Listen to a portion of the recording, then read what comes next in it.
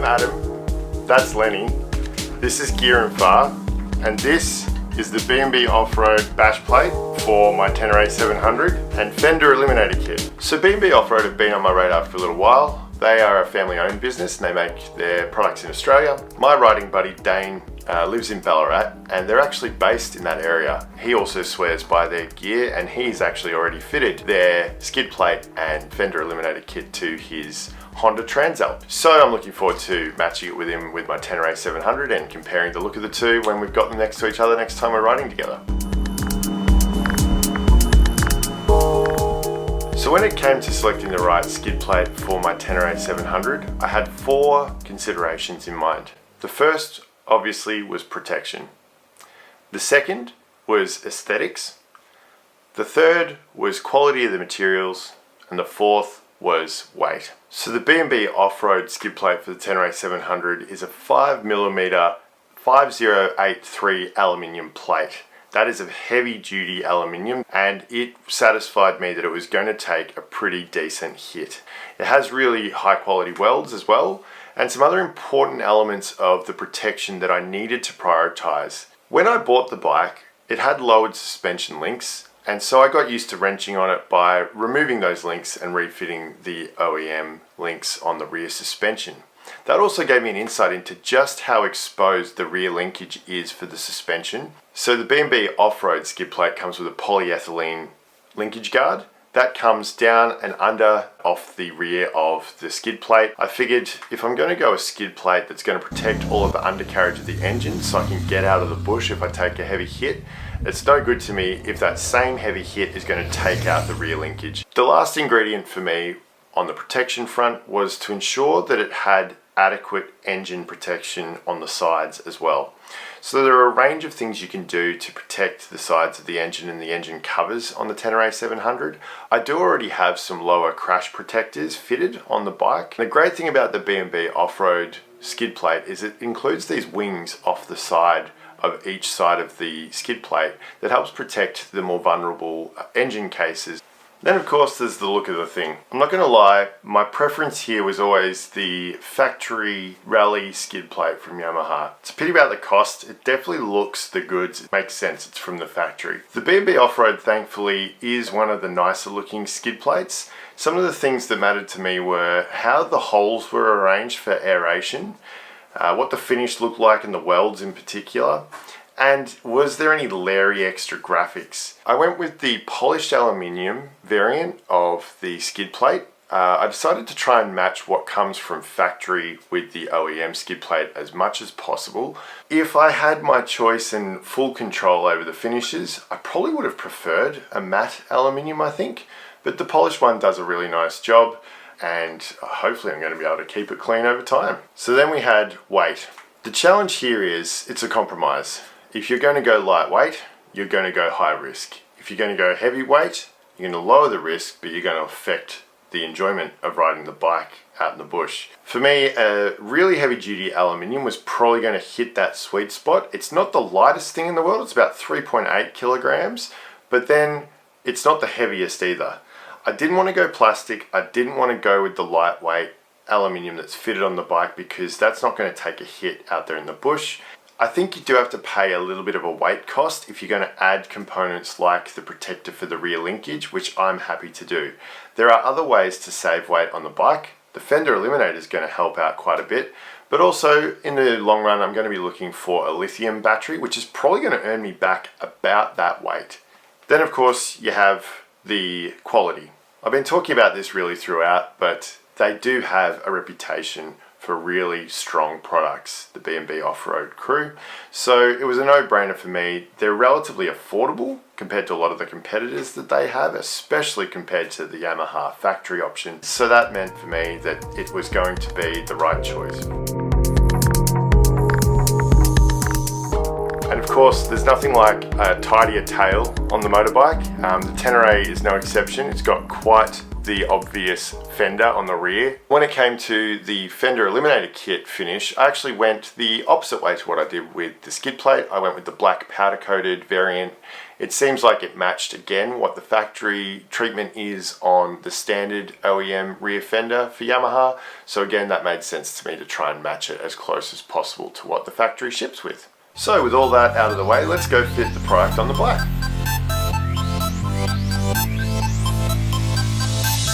So first step is removing the OEM skid plate. For this you'll need a 10mm socket or ring spanner, and there's a total of 4 bolts to remove. So I will say that the installation process from here on got a little more complicated than I was anticipating.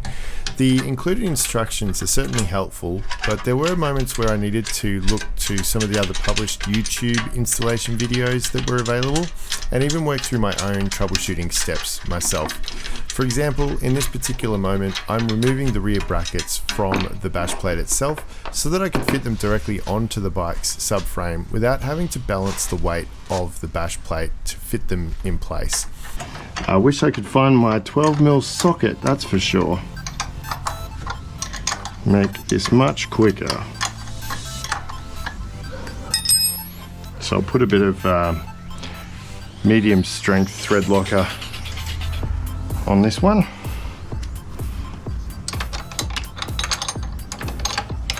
Okay, finally got these done up. I'm going to do them relatively hand tight. Didn't find any torque settings in the manual, but hey, tight's going to work. Okay, so on the right hand side we have a little bit more of an arrangement here. So I believe this is if you've got a center stand fitted, you may not need to do all of this, but by the looks I need to remove these bolts, all 3.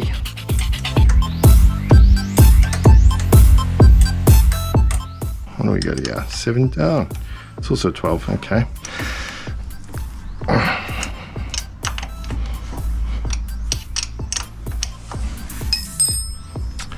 So there's your length difference in the two.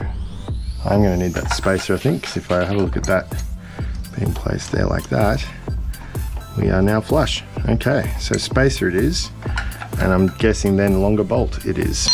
And the way to check would be this. Well, it's not quite, it's not quite lining up, but that's going to convince me that I think I need the longer bolt in there.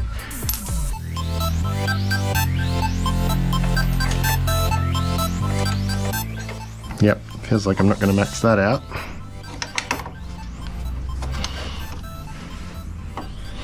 That seems like the right bolt.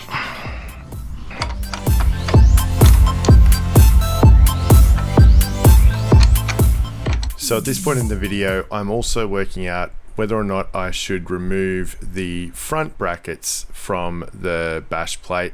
They are slightly different in their removal. Instead of removing the nut on the inside of the bracket, it's welded to the bracket, so you actually have to remove the bolt from the exterior that you can see here above my hand. It's a 5mm hex bolt, and by undoing that you can remove the bracket from the bash plate itself. I'm assuming that the bolts that came with the Tenere are the ones that go in here. It makes sense. Okay, so I've just done a little check. These brackets have to be tight. They have to be bolted tight, otherwise you're not going to be able to do them up with the bash plate in place. Okay, so before I fit the skid plate, it would make sense to fit the rear linkage protector.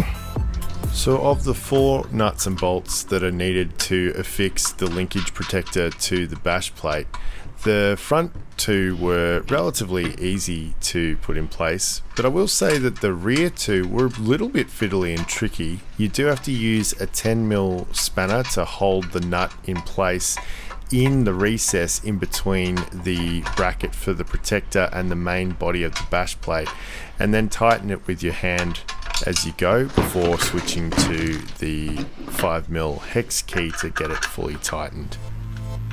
Best plan is to go with getting this bolted in first, the front bolt, so it can hold the plate in position. Yeah, that's the way to do it. Get the front bolts in first.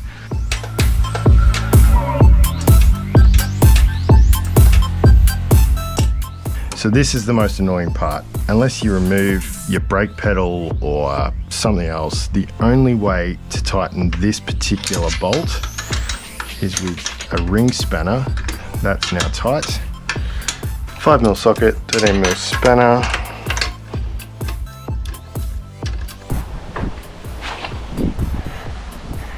There we go.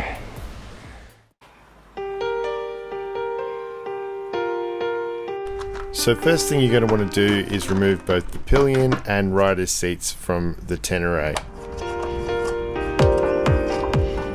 So one thing I didn't realise with the Tenere is that you're supposed to mount a replacement Allen key in behind the seat here. That's how you get the seat back off to get to the factory tool set, which makes a lot of sense now that I think about it. Next, you're going to want to remove your rear luggage hooks. This requires a Torx T40H socket or similar. You'll see here I've got the Krieger OS base fitted, which has its own luggage hook variants, but they also take the same Torx head. Then it's onto the cowling. 8mm bolts, and you're going to want to try and keep track of where you've taken each of these from, because you're going to end up with a lot of them at the end. The cowling's just going to sit off the side of the motorbike without having to be fully removed. Then it's on to the bolts that hold the rear cover to the frame, accessed under the pillion seat. If you have the Krieger OS base like myself, you will have T15 Torx head bolts here. If it's the OEM bolts, I believe they are a hex head. And then just where you've removed the cowling towards the front of the rear cover, there are these two plastic rivets that are easy enough to remove if you use a hex key of the right diameter. And yet more 8mm or Torx head bolts that hold the rear cowling in place just above the rear wheel. Removing all of those will allow you to free up the rear cover, which slides off in a rearward direction. I found it easiest to start at the front and loosen it from there. And this is where it all starts getting a little more interesting. So you're beginning to play with the electrics on the bike. These connectors need to be undone. They come with an interesting redundancy clip, which really helps hold them in place, but my fingers were a little bit too big to get in and underneath them very easily. I eventually got them disconnected, and smaller fingers might have a slightly easier time of the operation. Then there's just a few more steps required to remove the rear fender assembly, starting with the 10mm bolts that hold the tail light assembly in place, before moving on to the removal of yet more 8mm body bolts holding on the rear fender. With your wiring already unclipped, just feed it out through the channel. And with the rear fender now removed from the motorbike, there's a number of steps involved in disassembling the unit.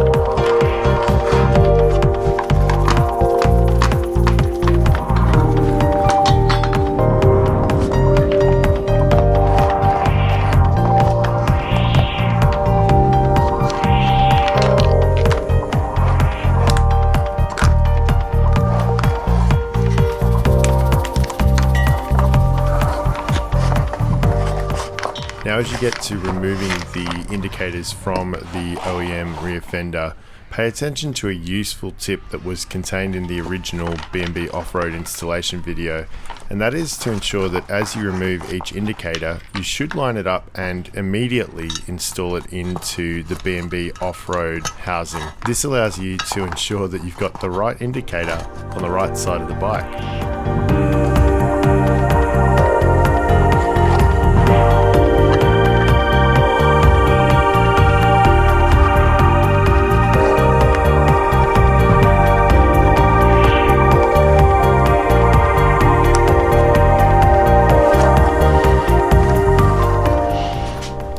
comes the time to start fixing the new parts onto the bike itself. Starting first with the actual number plate holder unit itself. It'll use the OEM 8mm body bolts that you've removed, bolting it onto the underside of the wheel arch. Then came a part that actually gave me some grief. This is the bracket for the tail light assembly that needs to be removed from the OEM rear fender and installed above the number plate bracket that you've just fitted. And yes, that is me struggling to get the bolts tight. And yes, this had me a little worried. I've been in touch with B&B Offroad.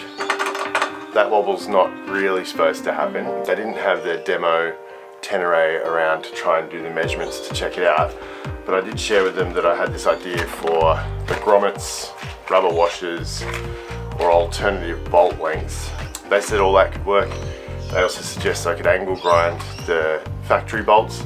I'm going to try the grommet and rubber washer approach, just so this has a bit of suspension, a little bit of softness to it. Don't want it to rattle on the road. And I'll fit that today. And the other thing I'm going to be trying, because I don't have a power outlet in the garage down here, I thought it'd be a worthy experiment to try out the ProQuip connectors for cut electrical wires that don't require any solder. They don't require any crimping. So I got the Seal It version, which is basically semi-weatherproof, which I figured works well for inside the cowling on the rear. But I'm going to give these a shot and see how they go. I've got the two different sizes because I wasn't quite sure of the gauge. I've got 14 to 16 gauge and 18 gauge options here. So they're the two things I'm going to try and do to get this job finished today. Still pretty wobbly. Let's see what happens when I get the socket onto it.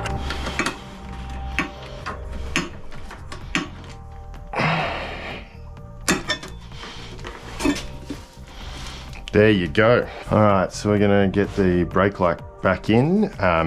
Don't forget you've got these little kind of affixed washers here. And the way to remember to put this back on, it tricked me at first, but you've actually got the two rubber bushings at the top here and just the one at the bottom. It felt like it went the other way around for me, but no, you go this way up. So straight in here, slide straight in. Factory bolts and washers that we had before. Always 10mm, huh? Alright, so it's got enough to kind of bounce around as it was wanting to, but I don't have to worry about the bracket also bouncing around now, so it's good. So I figured the other thing I should be doing at each stop, plug the wiring back in for each light that gets reconnected, and then get it back in place and make sure that it actually turns on. That's working. Excellent. All right, so next we've got our number plate light. This is from B&B Offroad. Thread the cables through there. All right, let's make sure we get a little bit of Loctite on these bolts. Why not?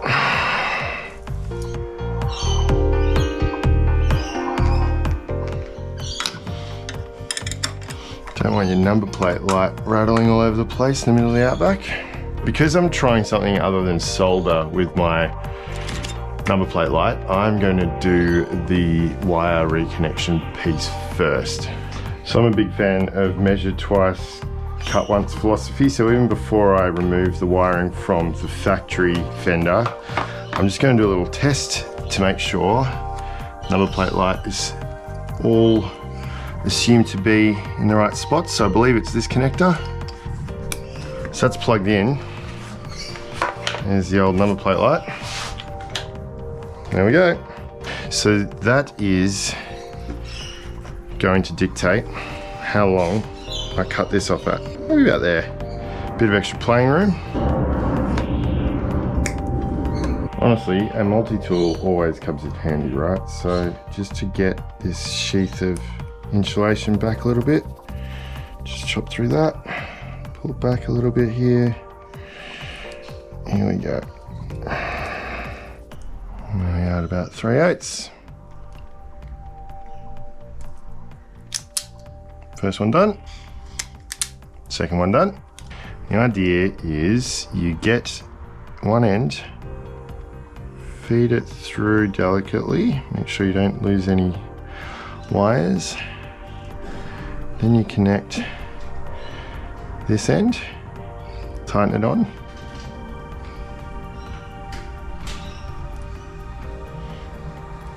That is now bound to the wiring. And then we do the same at the other end. Now that was black, so on the tail light, number plate light, it goes to white, black to white, and then blue to brown, is what I'm told. Okay, so let's get the white end on here.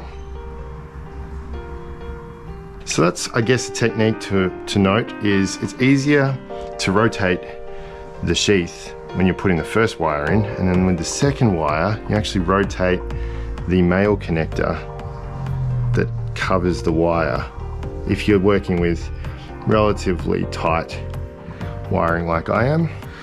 All right, they are pretty tight. It's gonna fit pretty nicely just in here, that little recess. Get our plastic off. Let's have a look, shall we?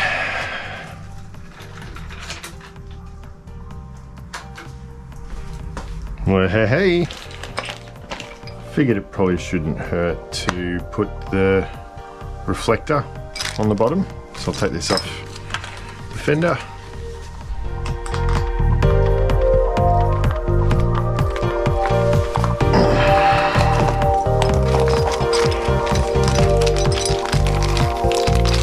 It's gonna go like so.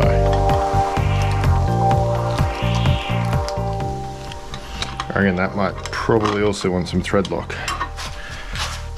We go that way. Yeah, that'll do it. 3mm hex, 8mm nut. Get this nice and tight. That'll do it. So I figured I might just try and use some Velcro strapping here to just get these wires to play nice. Okay, so I've got the Velcro tab to hold all the wires together. I'm gonna feed these ones up so that all the wires are in the same channel. Okay, there we go.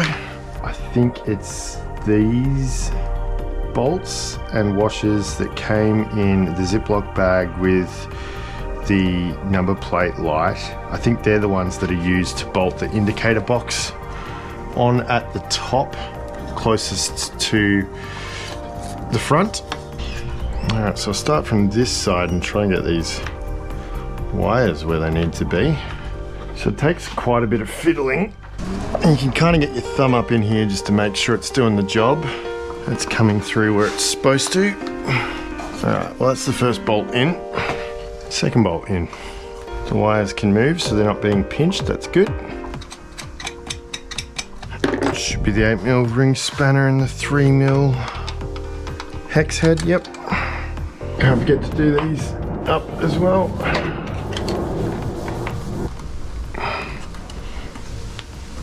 Another all-important lighting test.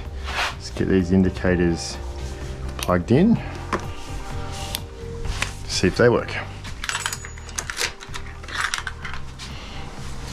Excellent. So we've fed the wires back down into this channel. Got a little bit of excess cable here, and there's the bracket that they need to tuck into here. So what I'm going to do, I'll tuck them into that first, get a sense of how much excess I've got. All right, so we clip back on there. It's actually not a lot of excess. It's pretty good. I might even not need the zip tie. I think they're just going to bunch in. I think that'll be pretty good. Another little check. Everything's working. Alrighty, so we got this lip here.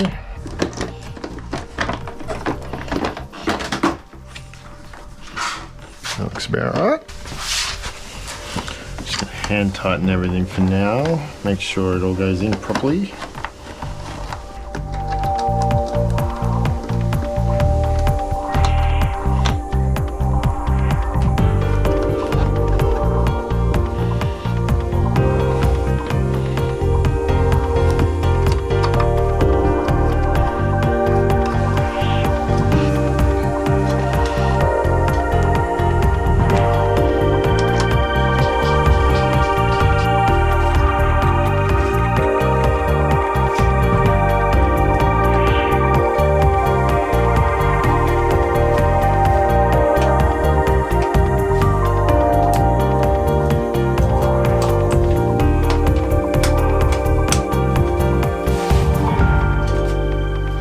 Done.